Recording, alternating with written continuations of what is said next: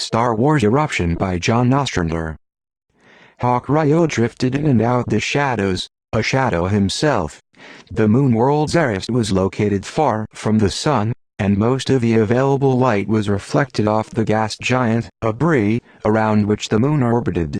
Canaan was typically bustling with activity, but the workers' town was now deserted. Like all the surface towns on Zerust, Canaan was located near an active volcano for its much-needed warmth, despite the risk of occasional eruptions. The authorities usually predicted the eruptions in time and evacuated the threatened areas, just as they had recently done with Canaan. No one was left in the town except Hawk. In theory. In reality, the Jedi Ranger spotted two figures atop the flat-roofed building less than a kilometer away. Only 5 stories high, it was still the tallest building in the area. They were Twi'leks, like himself. And armed. Hawk opened his comm and called his partner. ****. Her surroundings, Lanori Brock decided, were beautiful. Underground seas flowed through large caverns smooth with high-vaulted ceilings, and natural minerals gave off enough light to create a twilight effect. It was no wonder the rich of Zerust chose to live in the warm caverns rather than the cold surface of the moon. It was calm on this island, lending itself to meditation. Peaceful. The negotiations were not. The management of Desane mining and the manual laborers were now simply shouting at one another. Ill will was building. Lanori was finding it difficult to maintain balance between the light and the dark sides of the Force as she was taught. Management consisted entirely of the extended Desane family, which was headed by Yeoman Desane, the tall, pale, patrician head of the clan. The workers, both human and alien, were led by short, weather-beaten Arcosantes, and demanded a voice in how the company was run. They left Zerust to labor at the gas mining operations floating above Obri. The pay was steady, if not generous, but it was a hard life. For their part, the Desanes were loath to cede control to anyone who was not family. The solution, it was decided, would be a marriage between Bram Santes, Arco's oldest son, and Oma Desane, Yeoman's youngest daughter. Bram would become part of the Desane family and a voice for the workers. Lanori had gotten stuck with the role of negotiator, and though it wasn't the solution she would have suggested, if it satisfied all parties concerned, then it satisfied her. That was before Oma Desane vanished. Each side blamed the other for her disappearance. Work at Desane mining had ground to a halt. Tempers flared, and open-class warfare looked not only possible, but likely. Lanori and Hawk had been sent by the Jedi Council on Tython to prevent violence and find the girl. Lanori's comm buzzed. The ranger swung her long legs out of the chair, turning away from all the shouting. "Please tell me you found the girl." "I may have found her," Hawk replied. "I went to the spaceport to check who arrived or left around the time of the kidnapping. I discovered a Shikaguan ship registered to Baron Volnos Ryo." "Your brother?" "My brother, the crime lord." Lanori could picture Hawk's lips twisting in distaste. He owns interests in the mining operations on at least 2 other moons, but he's never been able to get a foothold with the Desanes. One of the ways to increase the value of his own holdings is to decrease the value of his rivals' holdings. "Are you growling?"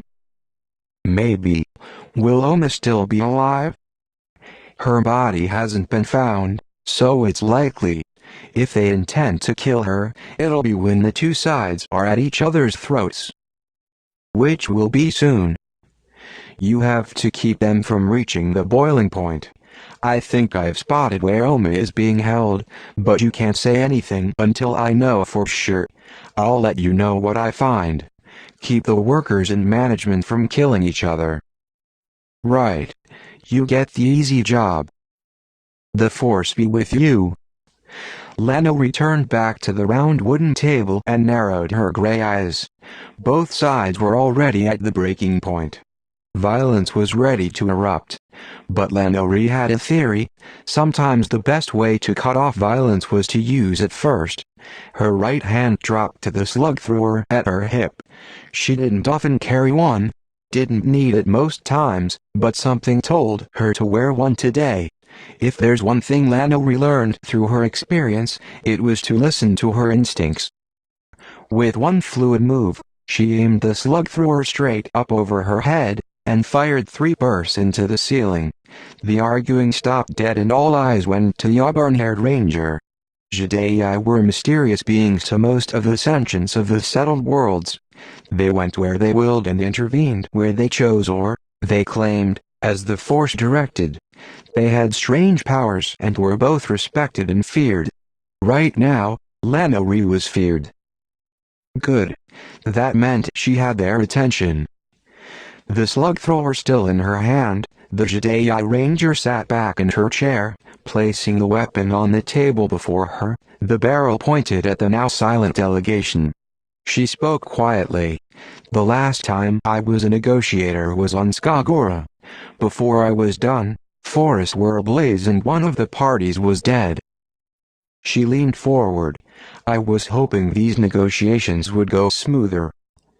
In truth, the deaths in the burning forests on Skagora haunted Lanori. The negotiators here on Zerist, however, didn't need to know that.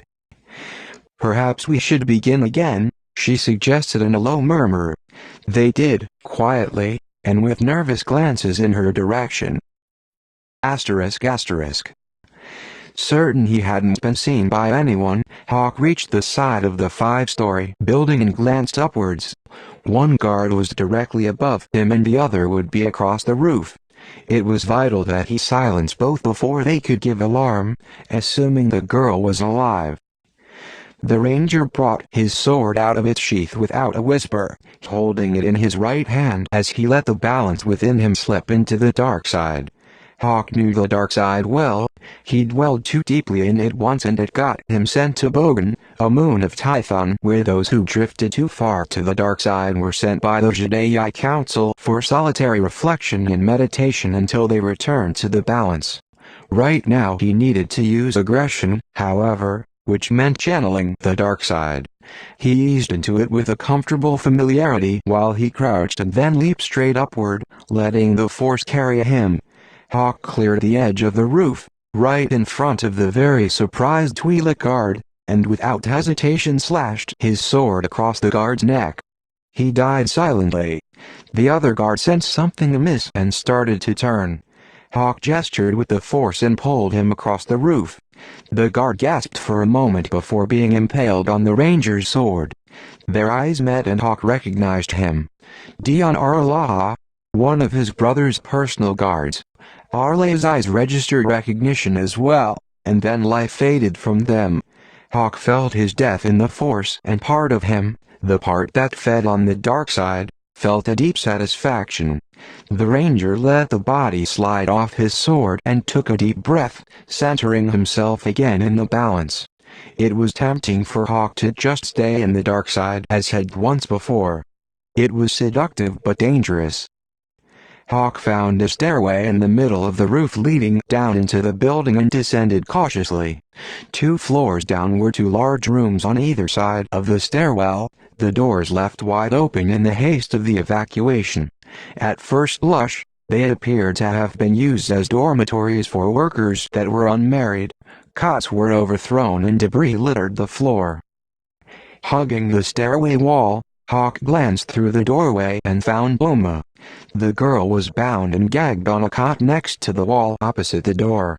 A large and surly-looking Twi'lek stood guard, a slug thrower at the ready, but he was looking at the far end of the room. Focusing his senses through the force, the Jedi heard 2 more Twi'leks at the other end of the dormitory. Neither sounded happy. Thought this would be over by now. You got other things to do? Other than sit next to a soaker volcano? Yes. The problem is that Jedi sitting at the table. Not for long, though. Our contact will take care of her. Then we off the girl, leave the corpse where it can be found, and get gone. Hawk couldn't risk calming the warning to Lanori. His best bet was to settle things here and hope his fellow ranger was still alive. However, the moment he made a move, the two guards at the end of the room would see him, and the guard closest to Oma would certainly kill her. He needed a diversion. The volcano provided a spectacular one. Ahead of schedule, the eruption started with a clap of thunder as plumes of pumice, flaming ash, and molten lava were belched into the air. Everyone was stunned for a moment, but then Hawk Ryo moved. His sword in his right hand and a long knife in his left, he swept into the room. Hurling the knife towards the guard standing next to Oma, he guided it with the force into the Twi'leka's neck. The guard's finger tightened on the trigger of his slug thrower as he dropped. The shot went wild but was audible even over the roaring volcano. Hawk pivoted towards the two other guards and sped towards them as they turned to the source of the slug fire and spotted him. A moment for their reaction. A few steps for Hawk. A moment as they brought their slug throwers around. Another few steps. They aimed their weapons. Hawk threw himself into a forward roll beneath their shots and pushed off of one leg as he came forward and up. Flipping in midair over the guards, the Jedi shoved his boot down hard into the upturned face of the one to his right. Nose bone and cartilage cracked as the Twi'lek fell backwards. The Jedi landed, spun, and thrust his sword into the fallen Twi'leka's chest. A quick and clean kill. His partner kept firing, but always where the Jedi had been. Hawk landed in a crouch and, with a gesture of his hand, delivered a force blow that sent his target backwards through the window. The Twi'leka's scream was covered by the volcano's roar.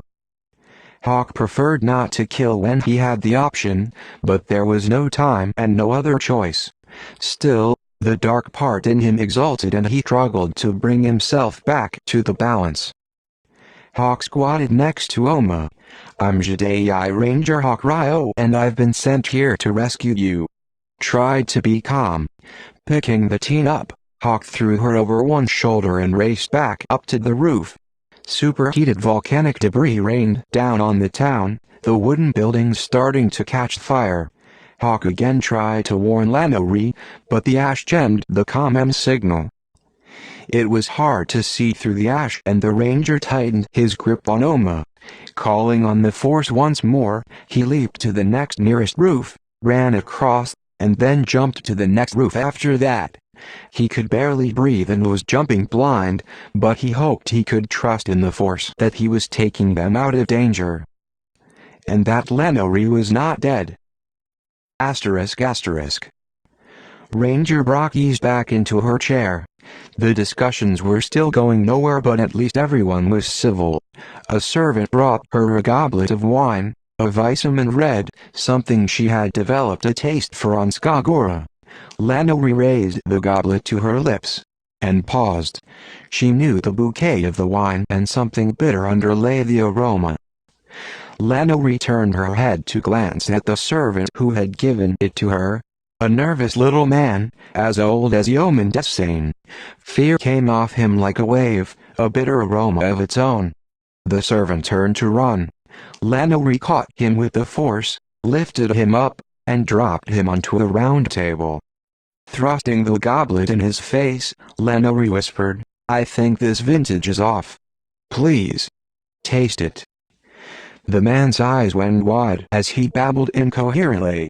Lanori growled, "Drink it, little man, or I will make you drink it." She didn't have that ability, but it was commonly believed that the mysterious Jedi could seize your mind.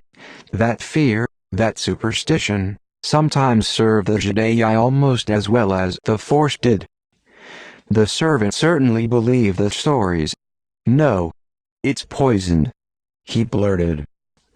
Lanori folded her arms, keeping her eyes on her would-be assassin. "Master Desane, you have a traitor in your midst. The kidnappers would have needed someone on the inside to reach your daughter. That traitor is this man." Yeoman Desane looked at his servant, appalled. "But hello? All these years, you have been a trusted servant, almost a member of the family. Why? because all these years I have only been a servant. Bitalo said quietly, never a member of the family.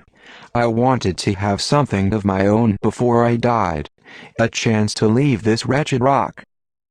Desane's voice seethed with fury. Where is my daughter? With any luck, dead. My lord. Lanori's calm buzzed. With any luck, my lord, she is not, she said as she activated the comm. Hawk? Lanori, someone is going? Yes, I know. He tried and failed. Is Oma Desane with you? She is, Ryo said, but we have another problem. Asterisk. What do you mean you refused to marry Brahmsantes? Eoman, while relieved to have his daughter back, was furious. Oma Desane stood alongside Hawk Ryo with the delegations on the island in the cavern. She, like him, was covered with ash, making her pale skin even whiter and powdering her dark hair the same hue. Free from her bonds, she stood glaring defiantly at her father. Oma's chin jutted out. I mean, I won't marry him. No one asked me if I wanted to get married. I don't and I won't. You have your duty to the family. I have a duty to myself. I don't know this Brahm, I don't love him, and I won't marry him to settle some dispute. This set off another round of arguing between father and daughter with Santis pitching in. This is breaking down quickly, Hawk murmured. Actually, my sympathies are with the girl. She shouldn't be a clause in a treaty, Lanori murmured back. If she doesn't relent, the negotiations will likely collapse and everything we've done will be for nothing. I think I may have another solution, Lanori said. First, I'll need their attention. She shot her slug thrower 3 times into the air. And again, with the same effect. Very pleasantly, Lanori spoke. In other parts of the solar system, rival interests have a practice called fostering. I suggest you try it. Oma would become a foster child in the Santis household and Brahm would be the same with the Desanes. Each would be treated as a full member of the family they are with. They would spend 6 months with one family and 6 months with the other. The workers would have a voice through Brahm and Oma would learn firsthand about the workers' lives. I think this is a very reasonable suggestion, Hawk added, equally pleasant. But the expressions on the two Jedi firmly suggested that all sides accept the deal. Oma looked pleased. At least she wasn't getting married. Asterisk. Details were worked out, Hawk cleaned up, and the two Jedi met at the spaceport to take leave of Zarist and of each other. The council has summoned me back to Tython for a special mission, Lanori said. It's been 4 years since I've been back. It's time. I'm heading out to Fury's Gate, replied Hawk. It was the outermost planet in the system.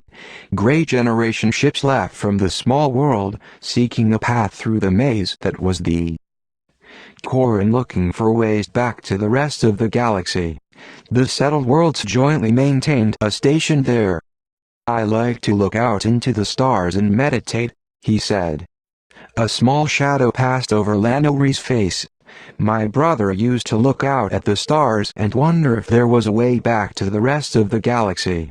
He was never very happy on Tython, she said softly. She was quiet for a moment, then shook it off and said, It was good working with you, Ranger Ryo. I look forward to the chance to do it again.